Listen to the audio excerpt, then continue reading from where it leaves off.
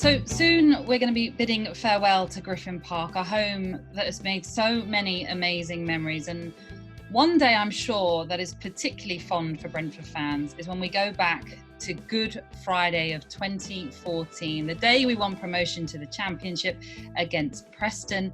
And who better to talk to us about it than two of our stars of the squad from that day. Now, first of all, I have to just pick up on the fact we've got two Allens. So I don't know which bright spark came up with the fact that we've got two Allens on this. So is it all right if I go with Macca and Judgy for this one? Yeah, all good. Of course.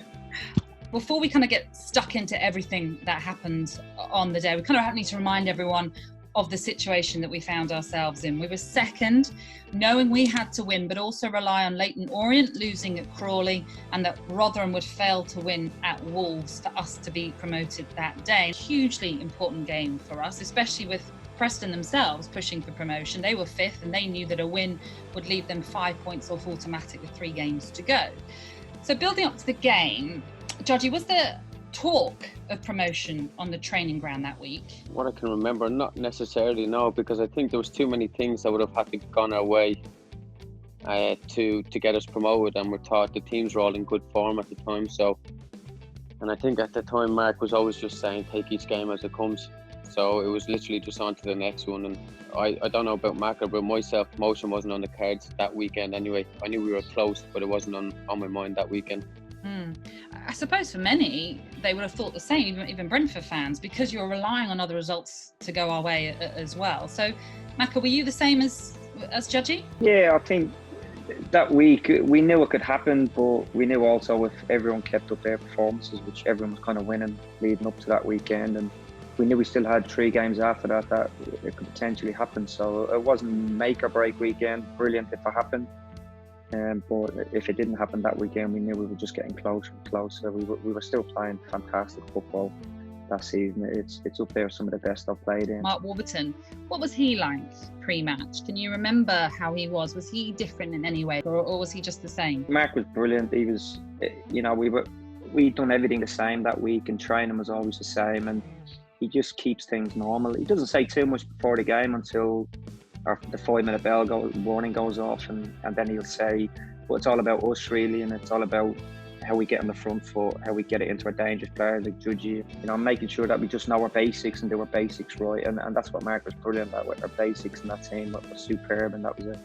Just before kick-off, you're coming out onto the pitch. Judgy, could you feel there was a different atmosphere from the fans? Yeah, it was. I think the fans knew it was close. I think they were a bit nervous with what happened the year before, so they were probably just wanting us to get over the line. And I don't think we could have wished for a better start, really. I think we started off on top. I think I remember myself having a few shots, and then we got that questionable penalty that George got. Well, I was going to ask this. Okay, so you think it was a questionable penalty? Typical George Savile, I would just say. Long dangly legs. So questions over that penalty from Judgy. Macca, surely a clear pen for you. 100%. Referees are never wrong, are they? They're always right. So every credit to the ref for being brave enough to give that. I just think George, the way George plays, he's even in the 5-side games and training, he's got them long legs that just get there just before. And I think the trailing leg, he catches the trailing leg, which starts the movement down, and then the sort of second one sends him down fully. And sometimes you get them, sometimes you don't, but the day was meant for us, and thankfully we got that decision. So while everything's going on with the Preston players, I suppose for you, Judgy, it's time to compose yourself. But at what point did you know you were taking the penalty? More or less straight away. While I was playing to the referee, I was having coins thrown at me from the Preston fans. I knew what I was going to do. I knew I was just going to hit it and just see where it goes. I know that mightn't give some confidence to some people, but I just knew I was going to put my foot through it as hard as I could, and luckily I went right down the middle. What is going through your mind, or is anything going through your mind? To be honest, at that time, because I didn't think of the promotion on that day, that we could have been promoted. It was just, just make sure this goes in, get us going. And because I thought once we got 1-0 up, or if we did, we'd beat them, no problem. What were you doing at that time, Macca? Probably arguing with myself on the halfway line. I'm halfway line. I just remember I was watching it, but kind of half not wanting to watch it, half watching it, but then just before he strikes it, you have that quick glance because you don't want to miss it either. you want to remember that. So I just remember it going in, and I don't think I celebrated too much because there was still a long way to go in the game and anything can happen. And I just remember thinking, well, we've gone one up here. We don't concede many goals. We're very strong defensively, and we're excellent going forward. So just let's not get too excited. But the atmosphere that day was just electric, especially after the first goal went in. I still remember it to this day. It was just absolutely hot for a small ground and 10,000 people, but it made some noise that day, and that was the beauty of this stadium. So it's 1-0 that we lead at the break. You're going into the dressing room. With regards to the other results that mattered, it's 1-1 between Crawley and Leyton Orient. Wolves are 3-1 up against Rotherham. Are you at all, Judgy, being updated on this? Are you told at half-time what's going on, or does that not happen in a dressing room? It's not supposed to happen, but you find out, and especially on that day, I think we were finding out. I know Slady would have been in the back, pointing at us, telling us what was going on. So, going in that game, when we got to halftime, if I remember correctly, we were in complete control. So we were just kind of probably just saying the same again: keep it going, keep it tight at the back. As Macca said, we had a good defence then, and we didn't give away many goals, and we always felt like we could score more. So it was about just probably just keep doing what we're doing, and being professional, and going out and giving another good second half. Macca, what about you? What are your memories of the game? I remember the Judgy's penalty, and in the second half we had that chance then from Judgy's second one, but close towards the end of the game, I remember it was about 91 minutes, and there was 3 or 4 minutes to be played, and I remember going to take a throw in and turning to one of the fans asking what's the score in the other game. And he said Wolves are winning. I think Orient might have been beaten, or their game was finished and drew 1 each or something like that. And I remember then thinking, oh, it's ready to happen. It's ready to happen. So I remember that the most. I remember trying to take as long as I could to take a throw in. I wasn't running to get the ball at any time quickly. Going back though, you mentioned that second penalty. Now, I do not remember this second penalty. I just do not remember it at all. And I actually know that one of your former teammates, Mr. Jonathan Douglas, he doesn't remember it at all. When I said to him, do you remember that Judgy missed the penalty? He's like, no, I do not remember that happening at all. What were you thinking when that happened, that penalty, that miss? Were you devastated, or were you just, again, no, business as usual, just focus on what's coming next in the next few minutes of the game? I remember it was Clayton got taken down. Yeah. Obviously, you don't forget if you're the one taking the pen up.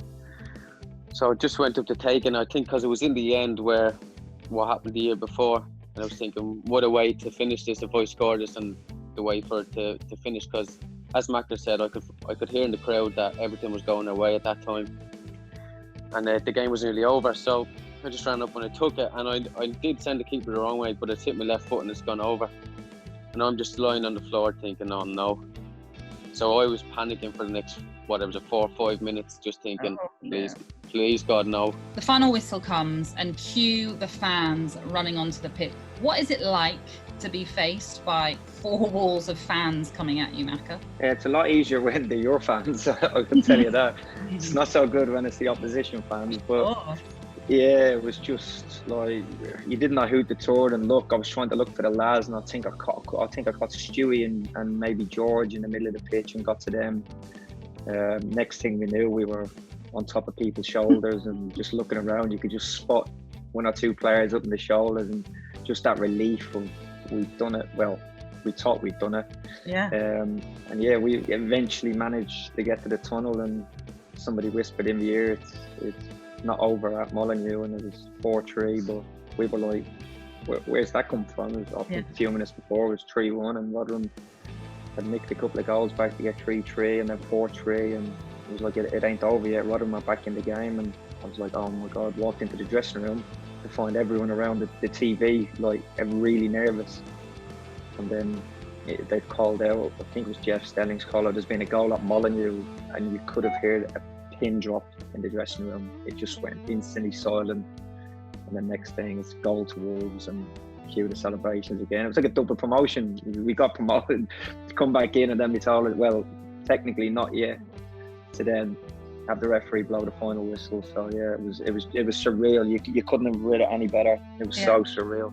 So tell us then about the celebrations in the dressing room. We've seen some of the iconic images, the champagne everywhere. What was it like in that dressing room, Georgie? Because that was your first promotion. Yeah, it was. I remember coming in the change room after we thought we were promoted, standing there waiting, then realising the game wasn't still over. So like that seemed to take an age. So after that had happened, it went ballistic in the dressing room. Just obviously, as I said, you had drink going everywhere, lads going mental. Our families were there. I think that's one of the most important things, that our families were there. And I couldn't have wished to do it with a better bunch of lads, to be honest with you. And I remember, and I know Macca knows, I have a picture of me, Macca, and our 2 daughters holding the cup. And I still have that picture down in my house. Oh, But it was a blur, the whole thing after that. I can well imagine. We'll get onto that in just a moment. But Macca, just give us a feeling of what the group was like then. It did seem like a very tight-knit team. The group was such a good group that I don't think we ever had a person step out of line. There was the occasional late person, myself maybe late, I get the training, but I was never late for anything that was wrong, or nobody ever acted out in training and got sent off the training pitch. It was an extremely close group. If we ever had a team bonding session, every player was there, and that is rare. So to have that group do that for the whole year and then to finish it off together the way we did was just superb. We were a very, very close group, and we still have a group chat now. There's 6-7 of us in the group chat still. We see any other players, like I see Clayton a little bit through the leagues, and I think for everyone that was involved, Judge would say the same. It was to finish it on that day, still with 3 games to go. It was just amazing, and the celebrations after it was to see that the pub packed the way it was, all the staff members there, players, all the family, the children. Well, you couldn't run around because it was absolutely mobbed with players in pulling points and singing songs for the fans and singing with them. It was a hell of a day, hell of an evening. Well, it's been an absolute joy taking a trip down memory lane with you both. Thank you very much. Thank you very much. Pleasure. Thanks, Emil. Cheers.